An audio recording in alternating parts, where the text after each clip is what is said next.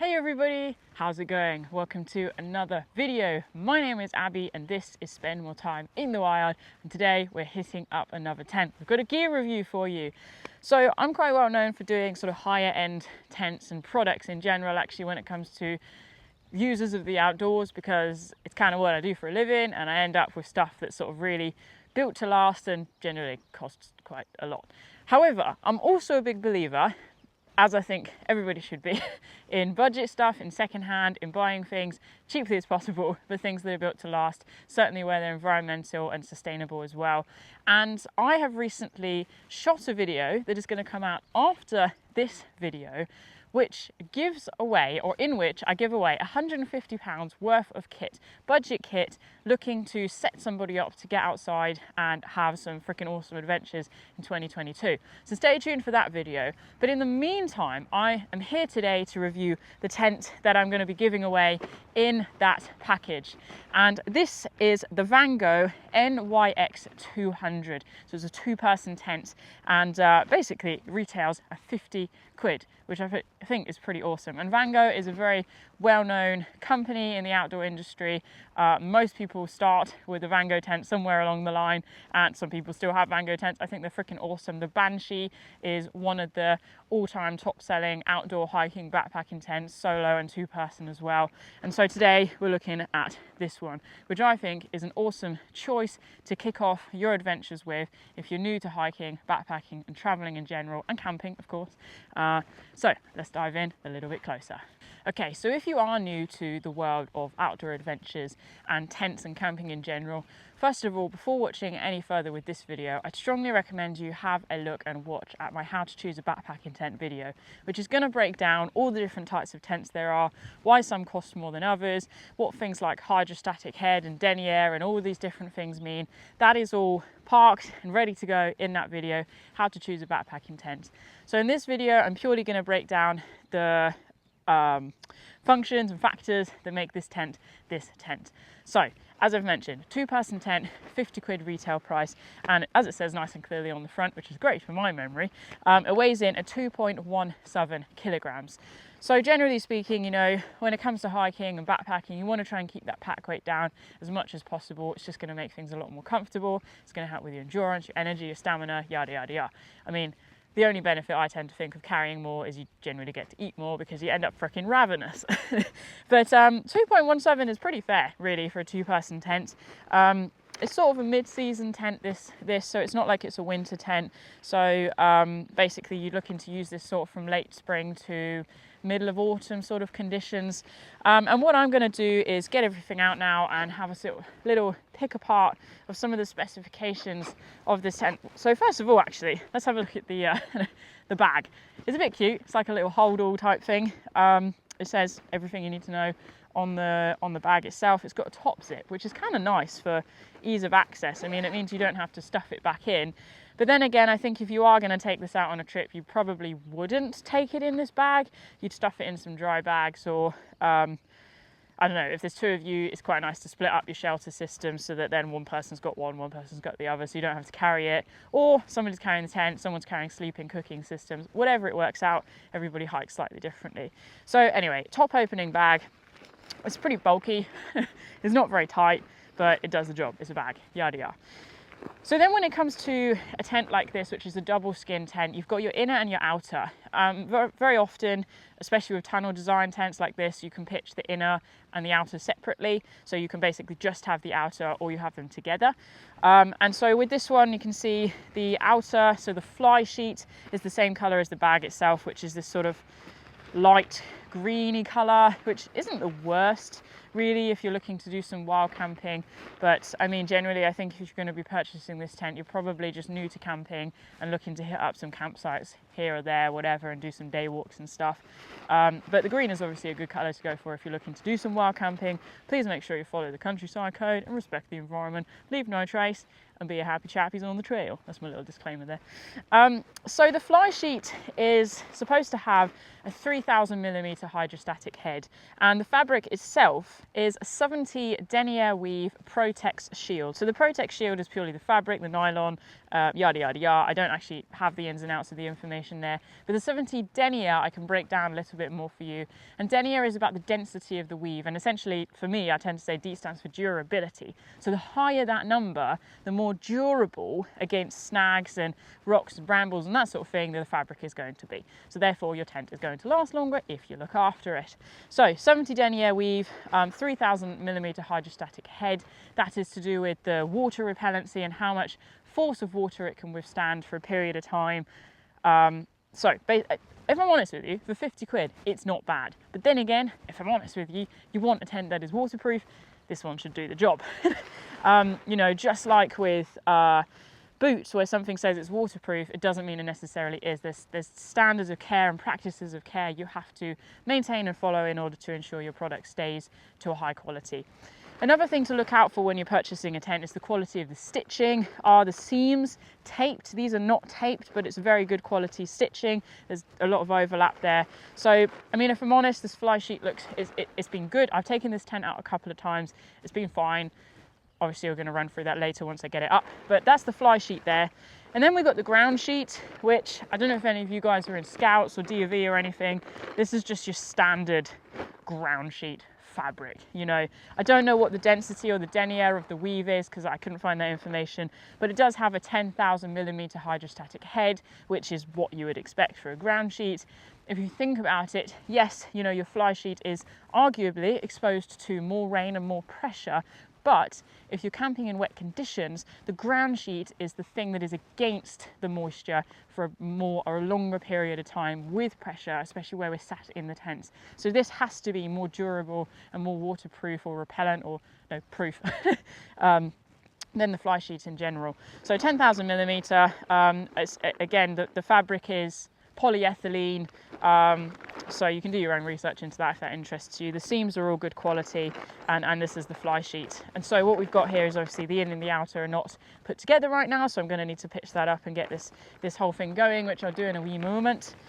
And then what we've got left in the bag of life and death, as I think I'm going to call it, are the tent poles, which somehow have gone everywhere.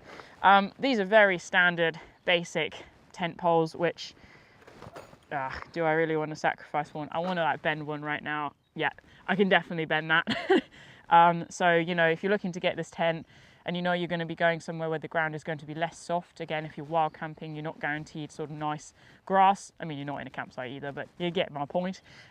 Then you might want to just upgrade your pegs. And to be honest, I think pegs are not a bad place to start when it comes to upgrading your kit, because they're just going to be more reliable, they're going to stick in the ground better, they're going to help weather against the seasons and the wind and the rain. So, you know, it comes with these pegs, which are pegs, they'll do the job.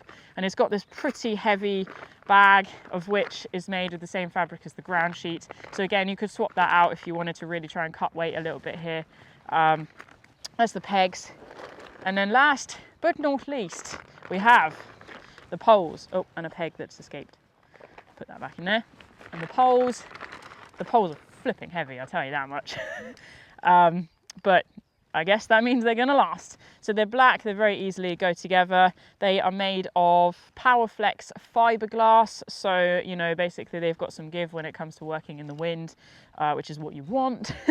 And then, yeah, I think the next thing to do really is to get this tent up, and then we'll have a little look around. I'm going to get some of my kit in there, as I tend to do. Bear in mind, this is a 2-person tent. I'm going to put 1 person's stuff in there, and you can sort of see whether 2 people fit or not.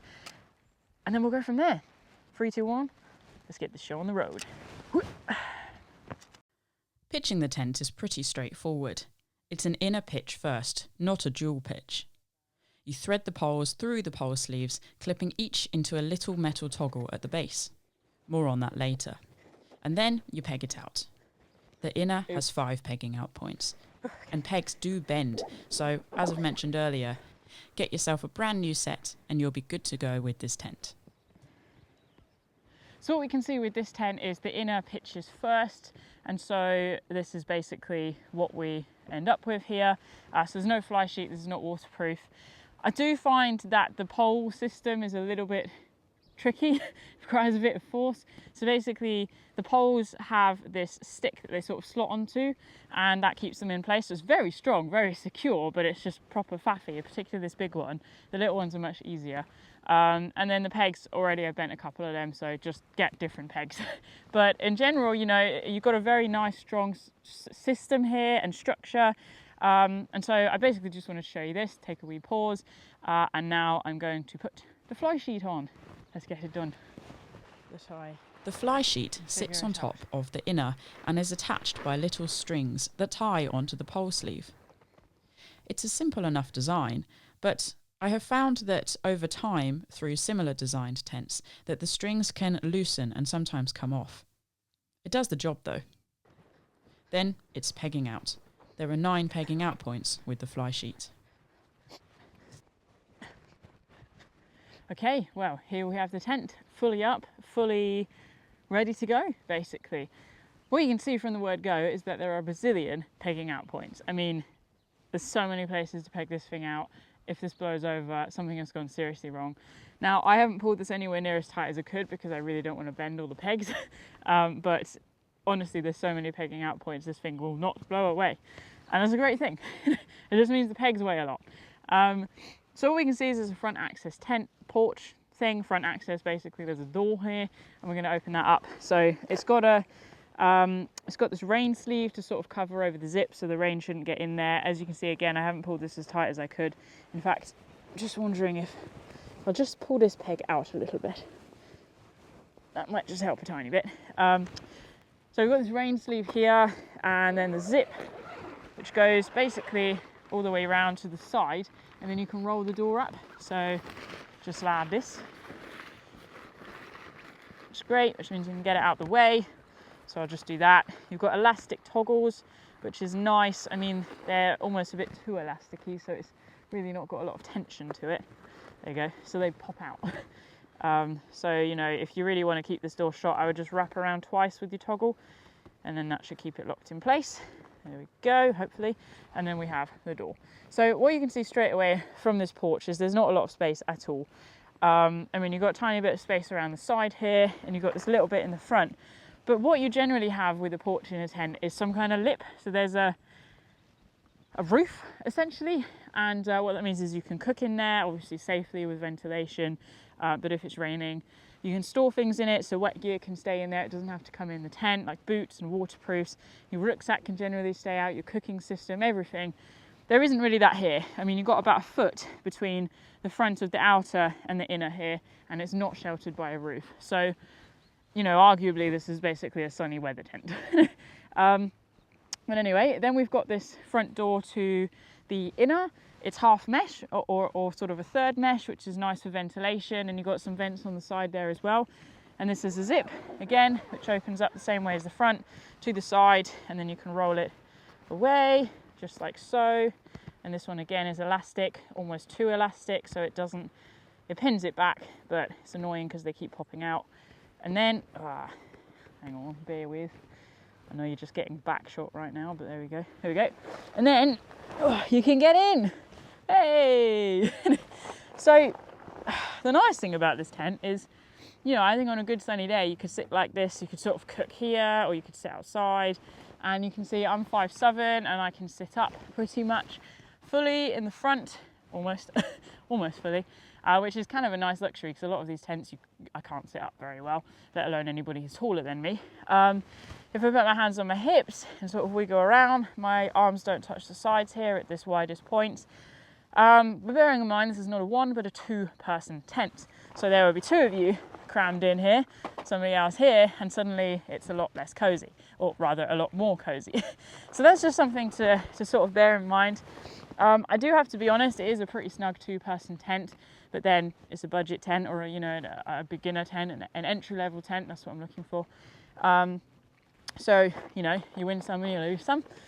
But really, I find it very comfortable. And with regards to features of what we've got inside, there's a little toggle in here for sort of hanging a lantern or something. We've got 2 pockets on the side. We've got vents. There's a vent at the back end as well, which is obviously just going to help with airflow and reduce condensation. And that's kind of it, really. There's not a lot else going on in here. But you know, I'll just get the camera in and show you around for size, and then we'll get my stuff in.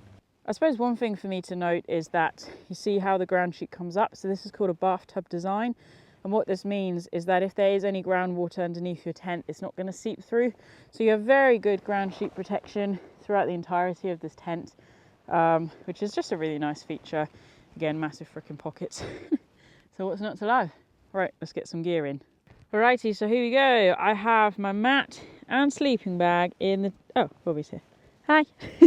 In the tent. And Bobby, apparently. You gonna go? You gonna do some demos for me? Yeah? He's been quite poorly recently. Yaw. Anyway, what you can see is you could definitely comfortably fit 2 mats and 2 sleeping bags in here. You would find you probably end up touching the sides, but, you know, it's natural in tents sometimes.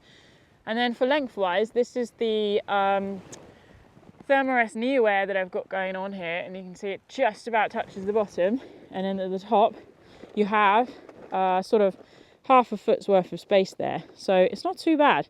And I fit on that mat. I think if you had the large, it would be a little bit tighter. Oh, Bobby, you're very cute. So if I just lie down, you'll be able to see the size. I'm going to lie the other way around though. Coming in, Bob, I'm coming in. Yeah. I'm going to keep my boots out of the tent. So literally my boots are just in the porch and I lie down. Oh, it's exhausting. And I have a bit of space there. So, you know, that's not the best size test, is it really? But shows you something. And definitely somewhat cozy down this end. But yeah, that is the tent with gear in. I didn't bring my rucksack because there's no space to put that in the porch. So that would have to go next to oneself in the tent itself, which would be definitely cozy. And I think that's where you'd struggle, sort of having 2 people in this tent, plus backpacks, plus boots, plus cooking, plus everything. So yeah, it would get a bit tight. Hey, bub? It's perfect for a little doggy like you. So I think now really is the place for me to wrap this thing up in the tent. There's no better place to be, really. You can see just everything is happy, chappy kind of situation. So, you know, I think for 50 quid you can't go wrong. If you're looking to get into backpacking or camping in general, this is a really, really great place to start. I remember my first tent was a 25 quid tent from Argos, and I took that backpacking for a few years actually, and camping obviously in campsites. So yeah, it was bright orange, good little tent that one was, and not too dissimilar from this really. So I hope this has been helpful for you. If you have any questions or comments, please leave that in the comment section below. Please stay kind. This is a place for community, for building each other up, for inspiration and motivation. So anything you've got to say, please say it. I can't get my words out. If I've missed anything that you think could be helpful for somebody, please also leave that in the comments because that would be great. But yeah, that is this tent. And don't forget, I'm giving this tent away along with a whole bunch of other kits in an upcoming video, so check the description, follow on social media, and if you would like to join our online community space, which is also offline, then please head to patreon.com/spendmoretime-in-the-wild. Every single month I'm also running wild walks here in the UK, so get stuck in. You can find out more on spendmoretime-in-the-wild.co.uk. There's so much going on this year, 2022, to get stuck in with, so hit subscribe, hit that bell, get notifications, and get stuck in. Thank you so much for watching, guys, and until next time, enjoy your adventures and stay wild. Take care.